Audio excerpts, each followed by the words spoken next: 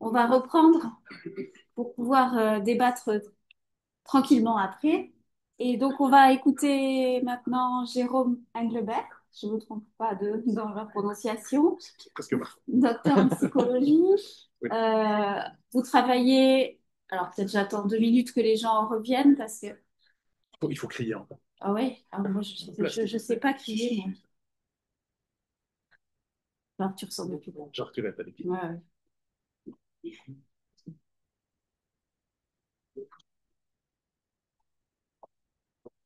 Donc, est-ce que on peut reprendre pour quelques repères éblouissants par l'inconcevable en psychiatrie? Donc avec, je disais, Jérôme Englebert, qui est docteur en psychologie. J'ai vu que vous aviez étudié avec Giovanni Stanguelli. Je suis impressionnée. Et donc, vos travaux reposent surtout sur une perspective phénoménologique. Bon, je comprends, mais on va vous écouter avec attention. Merci.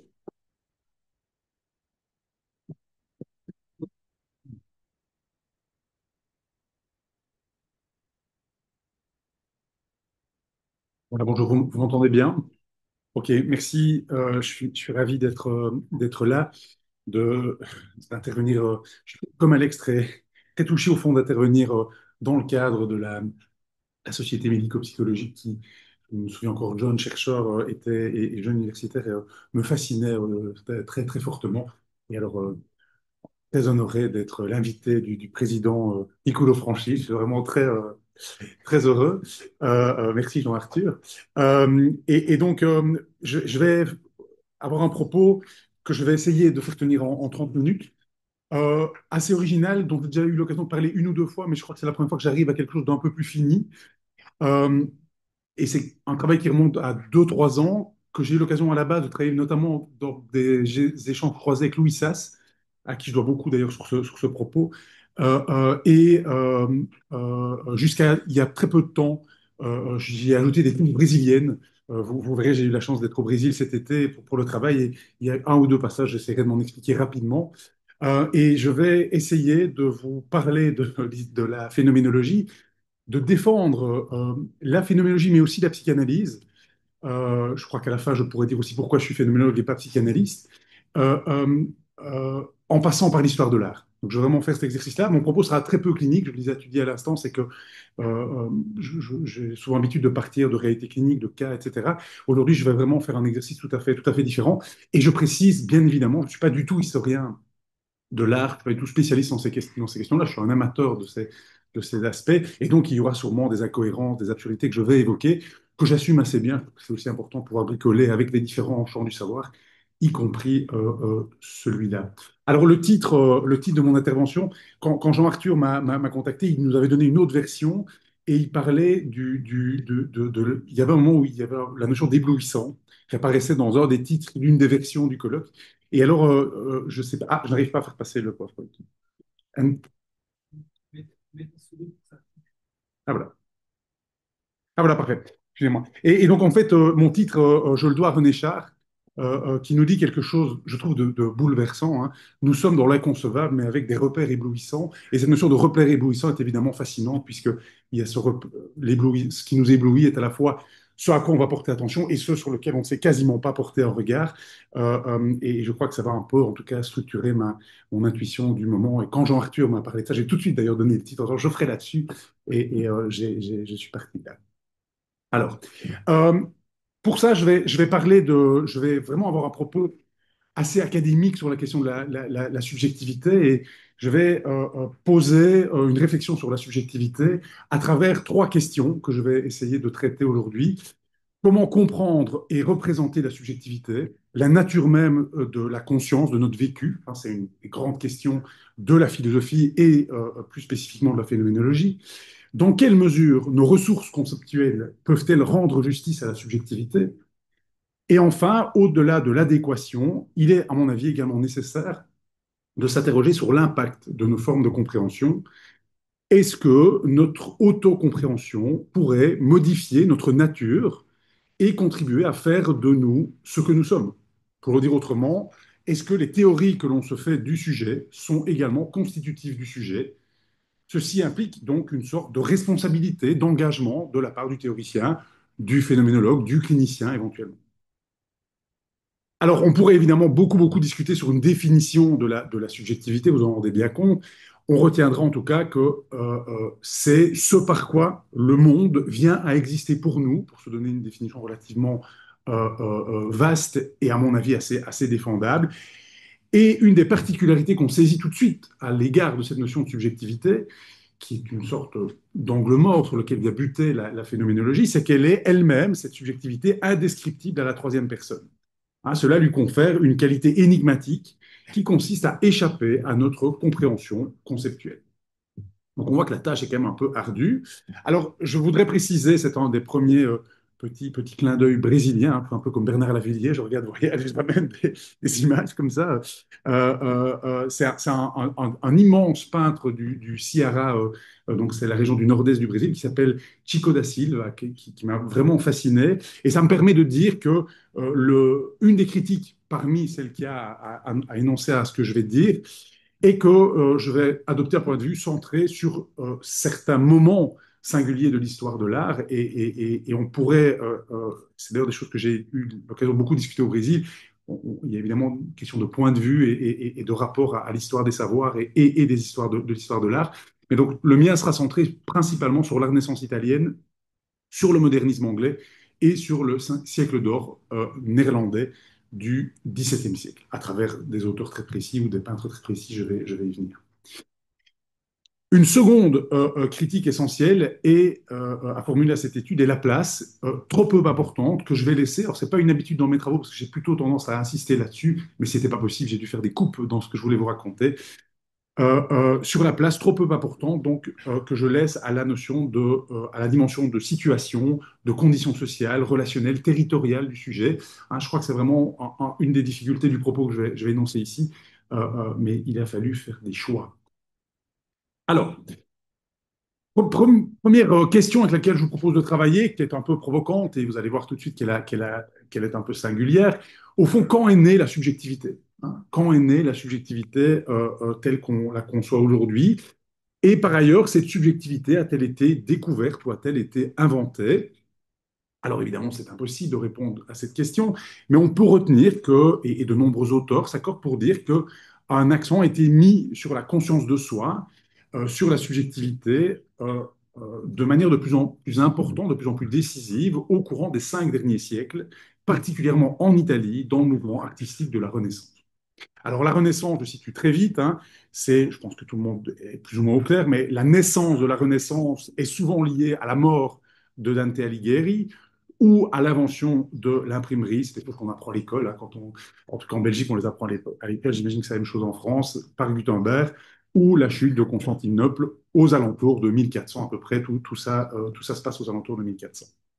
La fin de la Renaissance est généralement située avec la mort de William Shakespeare, 1616, ou la mort de Galilée, voire son abjuration. On retient qu'il y a 3 grandes périodes dans la Renaissance, le Trecento, le Quattrocento et le Cinquecento, où je vais un peu situer mon propos. Alors la Renaissance, c'est le moment de la naissance de l'individualisme et du sentiment d'autonomie, de liberté individuelle. C'est ce que suggère Jacob Burckhardt, qui est le premier grand penseur de la Renaissance, le premier à thématiser, à théoriser la Renaissance italienne. Il s'agit de l'origine non seulement de nouveaux types de façonnage de soi, mais aussi de l'inconnaissabilité qui va de pair avec cette apparition de la singularité individuelle. Ces formes complexes de conscience de soi apparaissent, à mon avis, avec une clarté particulière dans l'œuvre de William Shakespeare, qui clôt la Renaissance et affirme la modernité, notamment dans l'autoréflexion de personnages comme Hamlet, texte publié en 1603, mais aussi dans les subterfuges de Macbeth. Le critique littéraire Harold Bloom, qui est un des plus grands spécialistes de Shakespeare, va jusqu'à parler de l'invention de l'humain de Shakespeare, qui peut être comprise comme l'invention de l'être humain moderne, ou plus spécifiquement de l'intériorité moderne, via ce qu'il appelle, c'est assez intéressant, l'effet de subjectivité, qui serait typiquement shakespearien. Il y a bien sûr des personnages avant Shakespeare, mais il y avait peu de véritable développement de ceux-ci. Il n'y avait pas de conflit intérieur intense accompagné de délibérations privées ou de drames subtils et à moitié reconnus de tromperie, d'ironie, de doute de soi, incarnés tous par le personnage d'Hamlet. Hamlet a pu être considéré comme la première représentation occidentale de la conscience, c'est la proposition de Garber, un autre commentateur, et à bien des égards, la personne moderne par excellence. Shakespeare sait également que des degrés de conscience plus élevés ne donnent pas toujours un aperçu plus juste, mais peuvent également obscurcir la compréhension et réduire la clarté. Hamlet se remet sans cesse en question. Il est de ce point de vue un précurseur de nombreuses figures ultérieures de la littérature occidentale. On pensera bien entendu à Dostoïevski et découvre les risques de la conscience de soi. On citera à propos Nietzsche qui nous dit, et cette citation vaudrait assez bien à mon avis pour la schizophrénie en général aussi d'ailleurs, l'accroissement de la conscience est un danger et même une maladie. Alors, je vous passe le bref résumé de Shakespeare que vous connaissez peut-être ou vous trouverez facilement pour des questions de temps. Ce n'est pas nécessaire de passer par ce résumé. Euh, Par contre, c'est intéressant d'observer que Hamlet incarne le tournant d'une époque. Le monde ancien s'en va sans être tout à fait effacé. Un nouveau monde émerge avec la figure de l'individu qui prend le pas sur le groupe. Ce changement de paradigme cosmique se manifeste par la tension entre l'ancien modèle ptoléméen et du géocentrisme, et le nouveau modèle copernicien de l'héliocentrisme. Et la figure de Galilée en est le parfait exemple. Galilée qui est né la même année que Shakespeare. Sur le plan social, le prince médiéval se transforme en un nouveau personnage à l'image du prince de Machiavel. L'idéal chevaleresque et l'amour courtois laissent la place à un homme politique, un savant, un amant, un discoureur, un homme de salon. Harold Bloom, donc ce fameux critique littéraire de Shakespeare, parle de l'étrange pouvoir de Shakespeare dans le rendu de la personnalité, dans lequel l'intériorité devient le cœur de la lumière, dit-il, et des ténèbres d'une manière plus radicale que ce que la littérature pouvait soutenir auparavant. Bloom décrit Hamlet comme le mentor de Freud. Hamlet est un personnage fictif d'une influence culturelle si étendue qu'il a au fond modifié la réalité psychologique elle-même. C'est en tout cas la thèse défendue par Bloom. L'étrangeté de cette situation, où la réalité imite l'imagination, où la nature imite l'art, dirait Oscar Wilde, est bien rendue par le commentaire de ce même Oscar Wilde sur l'impact de la plus célèbre création de Shakespeare, le monde est devenu mélancolique parce qu'une marionnette, Hamlet, était triste. Ralph Waldo Emerson nous suggère que nous avons tous été shakespearisés, nous sommes tous shakespearisés d'une certaine manière. On l'apprend peut-être à l'instant, mais voilà, c'est une de nos conditions. Mais bien entendu, la transformation représente un changement plus large qui se manifeste dans divers domaines. Tout ne passe pas par Shakespeare, bien sûr.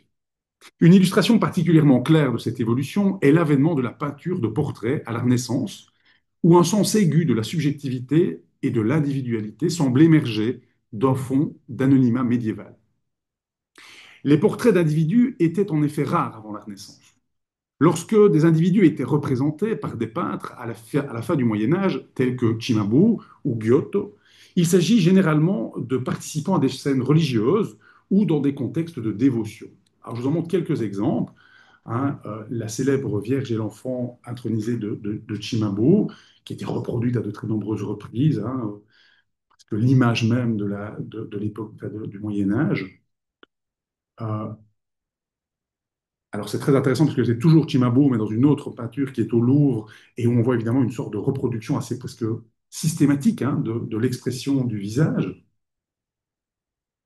La lamentation du deuil du Christ de Giotto, qu'on trouve à Padoue, ou encore, toujours de Giotto, le Santo Stefano, et c'est très intéressant cette image parce qu'on voit déjà dans le regard de Santo Stefano une légère modification et un début d'expressivité de la subjectivité. On voit que Santo Stefano semble regarder quelque part et nous indiquer qu'il y a quelque chose à voir, ce qui n'est pas du tout présent dans les images précédentes.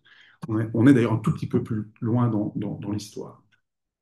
Il y a souvent en tout cas quelque chose d'impénétrable dans ces premiers visages qui ont typiquement un motif générique ou l'aspect brillant et inaccessible qui reflète davantage les schémas et les préférences d'un artiste ou d'une tradition plutôt qu'un intérêt à pénétrer une âme individuelle. Puis, progressivement, au Quattrocento, on trouve de plus en plus de portraits d'un autre ordre, comme chez Antonello da Messina ou Giorgione ou encore Titien. On est ici un siècle avant Shakespeare, hein, donc un siècle avant Hamlet. Antonello da Messina, qui est à mon avis le plus grand génie de la Renaissance, ou un des plus grands génies de la Renaissance, trop méconnu probablement. Alors on voit aussi dans les titres hein, une sorte de jeu avec portrait d'homme, faux autoportrait. Donc on commence aussi à jouer avec la nomination de la subjectivité. Et probablement, je ne sais pas si le rendu de l'image est bon, oui ça va, et probablement le plus impressionnant de tous, hein, où là on a presque l'impression d'être face à une vraie personne, hein, une sorte de fusion comme ça de l'expérience. J'ai eu la chance de voir cette peinture en vrai, c'est tout à fait éblouissant. C'est mieux qu'une photographie.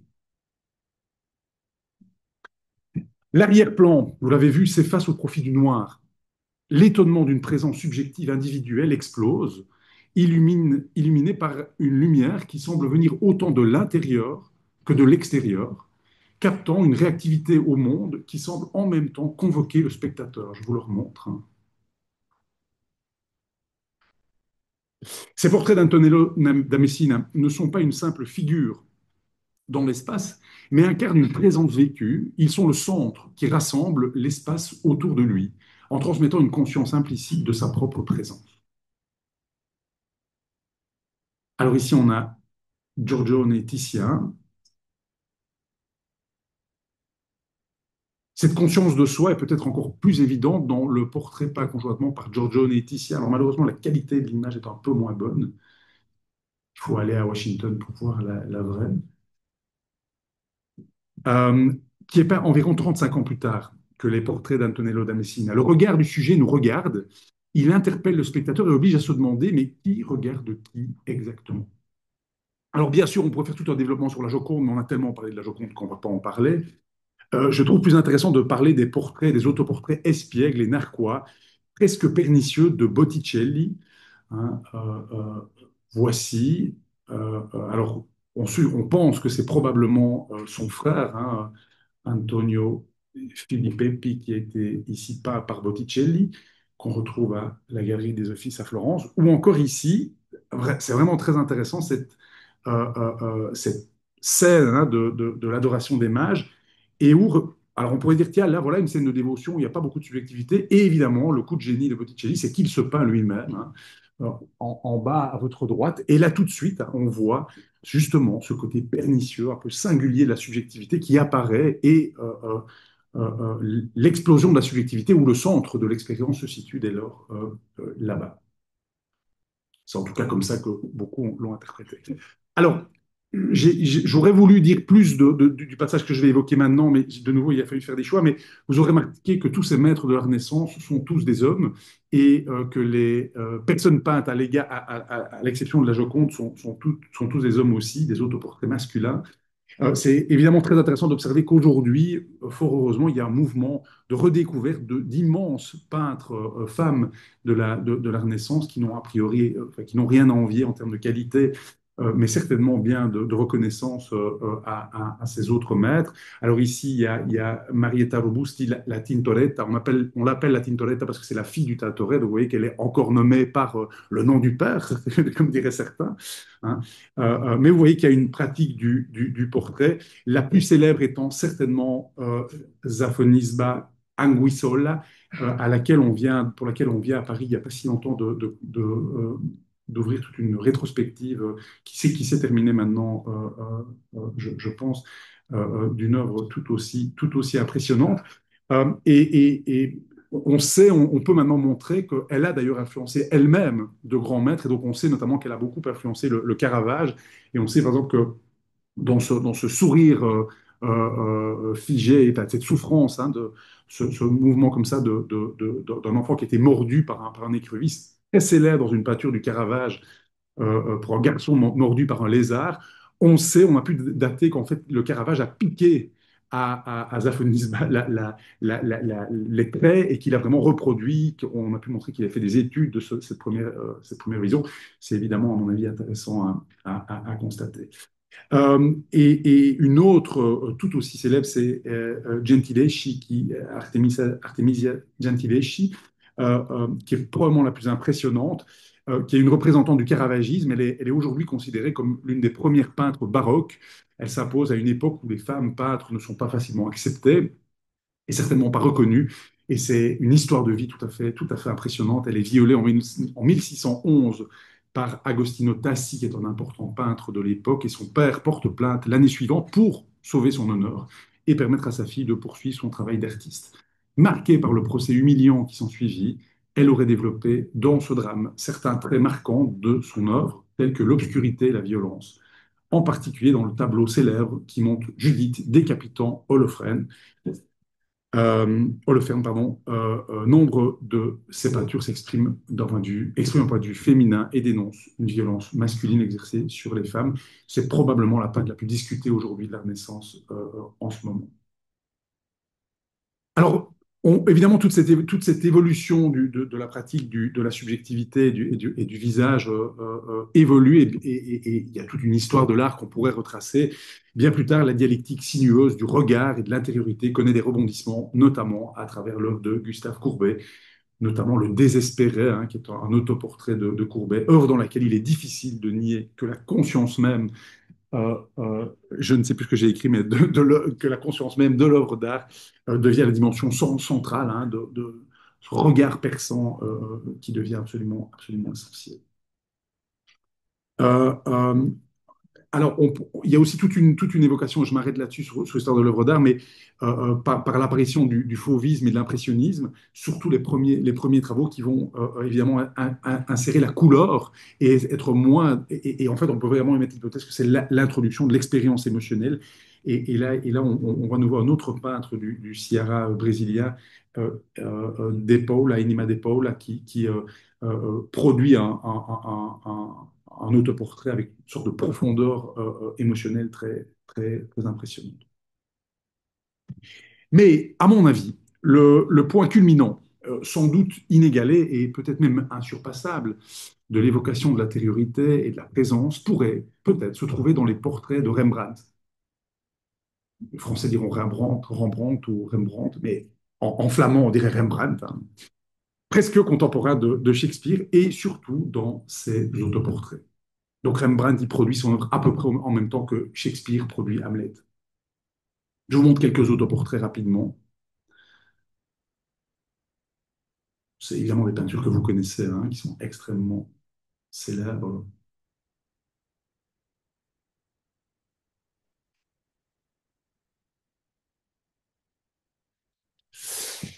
Il y a quelque chose de presque effrayant dans les évocations de Rembrandt sur l'unicité et les profondeurs insondables. En regardant les yeux de Rembrandt, regardez ses yeux, hein, je propose de vous focaliser dessus, ces yeux d'un peintre peint par le peintre lui-même, il est facile d'oublier qu'ils sont composés de taches de peinture inertes. Ils ressemblent, dans le sens le plus complet du terme, à des fenêtres de l'âme. La lumière même semble non seulement rebondir sur les surfaces, mais pénétrer profondément dans le visage. On a l'impression d'assister à une fusion de deux sources de lumière, l'une venant comme le regard du spectateur de l'extérieur, tandis que l'autre émane comme un murmure ou une humeur d'un lieu d'obscurité situé quelque part au fond de soi. Rembrandt semble nous dire que le savoir et l'inconnaissable semblent être des caractéristiques inextricables de l'âme. Rembrandt est l'un des maîtres ultimes du clair-obscur, tout comme le Caravage, qui l'aura fortement influencé, et du ténébrisme, ainsi que ce qu'on appelle le sfumato, qui sont des techniques qui évoquent un sentiment de conscience comme contenant des parts d'ambiguïté, d'obscurité, ainsi qu'un sens aigu de la mortalité individuelle. Lorsqu'on regarde une peinture de Rembrandt, on apprend qu'un jour on mourra d'une certaine manière. L'aspiration totalisante, c'est mieux que Heidegger, c'est plus rapide. L'aspiration totalisante fondée sur la netteté des gestaltes distinctes est imprégnée d'éléments plus sombres et remplacée par une ambition croissante de capturer la subjectivité dans toute son infinitude et sa dimension insondable. Alors bien sûr, tout cela ne veut pas dire qu'il n'y avait pas de conscience de soi avant Shakespeare et Rembrandt. Ce serait évidemment absurde. Mais il semble y avoir un renforcement d'une certaine forme de conscience, une sorte de conscience de soi plus aiguë, plus explicite. Une question fondamentale et au fond sans réponse, est-ce que ces évolutions reflètent simplement l'adoption de techniques de représentation plus riches et plus précises, ou y a-t-il une réelle différence dans la réalité sous-jacente qui est dépeinte? S'agit-il d'une simple différence dans ce que l'artiste souhaite et est capable techniquement de transmettre, ou bien l'artiste est-il confronté à une forme de subjectivité ou d'humanité distincte et plus consciente de soi? Pour le dire d'une autre manière, s'agit-il d'une découverte de la part de Shakespeare et Rembrandt, ou faut-il plutôt la décrire comme une invention? Ces caractéristiques essentielles de ce moi moderne, qui se manifestent dans l'expression littéraire et artistique, sont certainement enracinées dans des transformations culturelles majeures. Il serait présomptueux, à mon avis, de supposer qu'il s'agisse de constantes qui ne pourraient jamais s'effacer. Je cite ici Harold Spengler, hein, qui est un important historien des savoirs du début du XXe siècle. Un jour, le dernier portrait de Rembrandt et la dernière mesure de Mozart auront cessé d'être. Même si une toile colorée et une feuille de notes resteront peut-être, parce que le dernier œil et la dernière oreille accessibles à leur message auront disparu. Harold Bloom soulève une question similaire en se demandant si Hamlet est toujours un des paradigmes de l'humain. Si nous devions perdre notre capacité à apprécier des œuvres telles que celles de Shakespeare et de Rembrandt, ce serait en partie parce que nous ne pourrions plus nous y trouver, ni retrouver nos semblables, parce que nous ne pourrions plus être capables de percevoir l'intériorité ou la profondeur des personnes qui y sont représentées. Ces éléments peuvent avoir une certaine pertinence pour nos constructions théoriques en clinique, je pense. Ne devrions-nous pas nous demander à quelle sorte de subjectivité nous contribuons? Alors, de ce point de vue, il est indiscutable que Freud, en inventant ou en découvrant la psychanalyse, a contribué de façon décisive à l'approfondissement de notre conscience et de l'expérience humaine.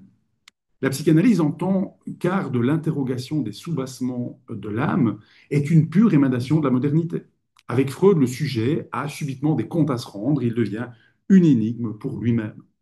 Si Shakespeare et Hamlet étaient des avant-gardistes de la modernité, on pourrait dire que Freud et la figure du névrosé sont des tardifs de la modernité. Comme si Freud synthétisait dans le domaine clinique l'apport de toute cette évolution de l'humanité. Harold Bloom va jusqu'à mettre Freud à côté de Shakespeare, bien que Bloom considère clairement, et je suis assez d'accord avec Bloom, le second comme étant le plus sophistiqué, car alors que Freud finit toujours par réduire ses personnages de la même manière, hein, nous serions tous surdéterminés par un inconscient formé de libido, Shakespeare élargit, quant à lui, notre vision des énigmes de la nature humaine.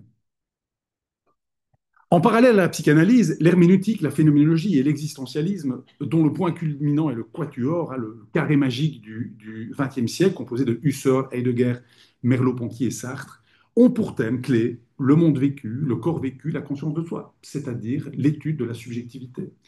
Cette orientation est également évidente dans les œuvres modernes de la fin du XIXe siècle ou du début du XXe.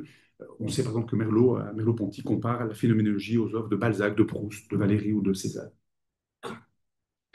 L'ambition ici n'est plus limitée à un voyage vers l'intérieur, mais de chercher à voir le monde depuis l'intérieur.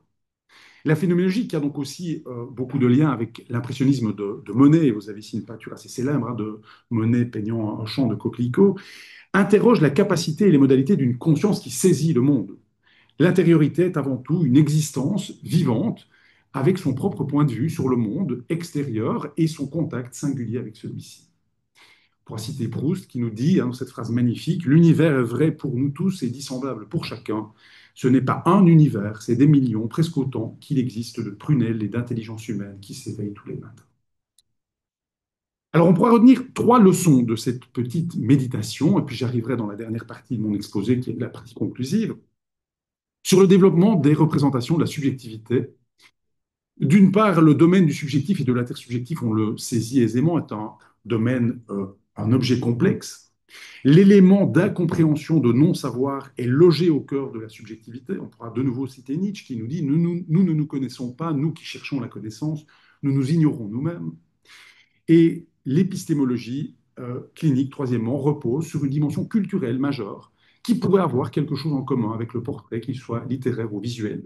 Ces représentations, elles aussi, sont susceptibles non seulement de refléter, mais aussi de transformer la nature de la personne et de la subjectivité. Alors, qu'en est-il de la place de la subjectivité dans les grandes perspectives cliniques?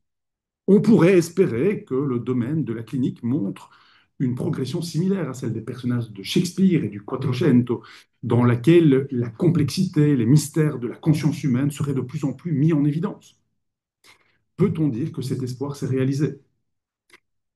Pour la psychologie et la psychiatrie universitaire et académique, la réponse me semble, en tout cas à mes yeux, être assez clairement négative.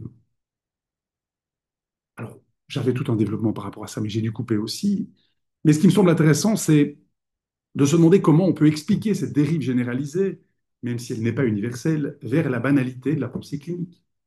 Il n'y a évidemment pas de réponse unique, mais il est difficile de minimiser l'incapacité générale à faire face aux difficultés inhérentes à l'étude d'une chose aussi complexe, ambiguë et paradoxale qu'est la subjectivité humaine. Freud et la psychanalyse révèlent quelque chose d'inédit en soulignant le rôle constitutif de l'expérience individuelle et en cherchant le non évident. La psychanalyse n'est pas la seule exception en ce qui concerne les théories cliniques. La phénoménologie clinique participe à cette reconnaissance moderne de la subjectivité, c'est-à-dire au rôle constitutif que joue la conscience individuelle dans la détermination même de la réalité, tout en observant sa part de mystère. Ces deux approches contribuent à concevoir l'inconnaissable de la subjectivité, tout en la reconnaissant. La psychanalyse fait l'hypothèse d'un esprit inconscient, vous le savez, hein, un monde de l'ombre dans lequel les fantasmes ou les souvenirs se logent. Cette scène serait un univers parallèle, plus décisif que celui qui est manifeste, où tout se passe dans l'obscurité. Merleau-Ponty et Sartre, notamment, ont critiqué cette perspective qui ne rendrait pas fidèlement la mesure de la complexité de l'expérience consciente. Les phénoménologues existentialistes, par exemple Heidegger, Merleau-Ponty et Sartre, pour citer les plus célèbres, estiment que l'on rend mieux justice à la réalité de la vie subjective en situant le manifeste et le cachet au même niveau dans la sphère même de la conscience. Je cite Heidegger dans un passage très important de L'être et le néant. L'être ne peut absolument pas être quelque chose derrière quoi se tient encore autre chose qui n'apparaît pas. Derrière les phénomènes, il n'y a essentiellement rien d'autre. Et c'est justement parce que les phénomènes ne sont d'abord et le plus souvent pas donnés que la phénoménologie répond à un besoin. Pour la phénoménologie, les phénomènes inconscients font donc partie de la conscience. On pourrait dire que c'est le coup de génie de la phénoménologie. Et c'est ce qu'on appellera, pour le dire dans un langage un peu poussif, le pré-réflexif, le monde du pré-réflexif. Ce qui est caché est donc inséparable de la conscience, le mystère du monde se trouve juste ici, devant nous, dans le visible et dans le manifeste. La phénoménologie est donc l'étude de ces surfaces insondables qui se trouvent directement sous nos yeux, comme dans un tableau de Rembrandt. On ne cherche pas derrière les phénomènes, ils sont eux-mêmes la doctrine, nous disait déjà Goethe, ou, comme nous le dira encore Oscar Wilde, il n'y a que les personnes superficielles qui ne jugent pas sur les apparences. Le vrai mystère du monde, ce n'est pas, c'est le visible et non pas l'invisible. Dans cette optique, il ne peut y avoir d'autre lieu pour les aspects inconscients de la conscience. Il n'y a que de la subjectivité avec toute l'obscurité inhérente à sa lueur. L'adoption d'un point de vue phénoménologique transforme radicalement le sens global de la nature et de la difficulté de la clinique, qui doit désormais apparaître comme un domaine soumis à un paradoxe, probablement salvateur. Son objet essentiel, la subjectivité, est à la fois évident, familier, déjà connu, mais aussi insaisissable, ambigu et obscur. C'est l'équivoque qui est essentiel à l'existence humaine, nous dit Merleau-Ponty, et tout ce que nous vivons ou pensons a toujours plusieurs sens. Conclusion. Alors, il ne faut pas comprendre cette proposition comme un monisme théorique, certainement pas, qui consisterait à un rejet global du paradigme cognitivo-comportemental et de la psychologie empirique. La dimension très concrète des TCC, par exemple, est incontestablement utile.